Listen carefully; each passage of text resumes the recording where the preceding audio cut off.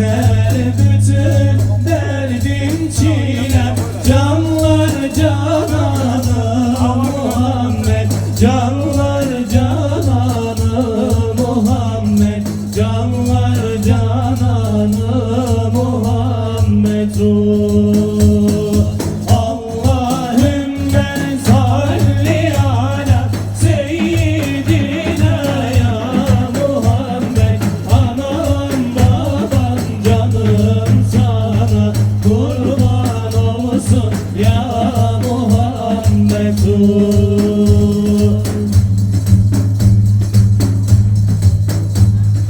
Bilmem gider sözüm nere, gidiyorum ıssız yere. Bilmem gider sözüm nere, gidiyorum ıssız yere.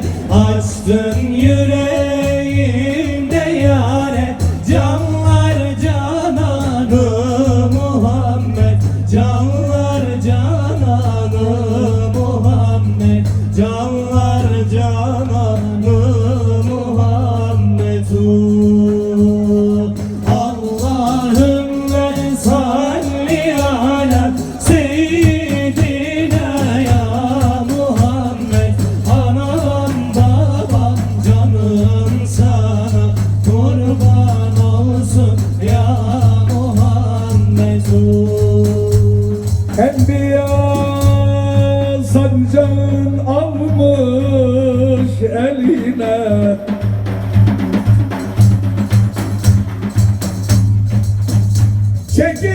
çekilip gider mahşer yerine.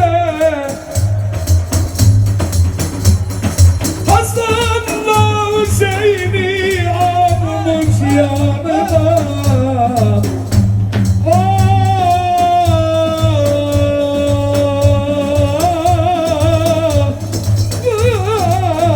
Ümmetlerin derdi ağır Muhammed.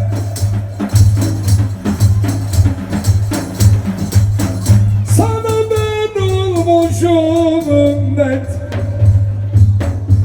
bana yetmez mi bu devlet? Vücudun aleme rahmet, şefaat ya Resulallah.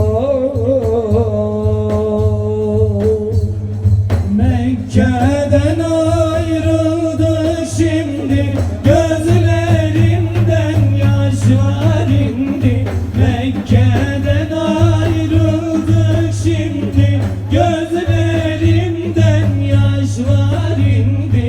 Tek tesellim sevdan idi, canlar cananı Muhammed, canlar cananı Muhammed, canlar cananı Muhammed.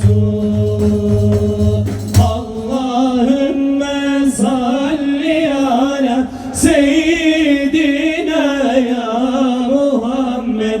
Anam babam canım sana kurban olsun ya Muhammed. Allahümme salli ala seyyidina ya Muhammed. Anam babam canım sana kurban olsun ya Muhammed.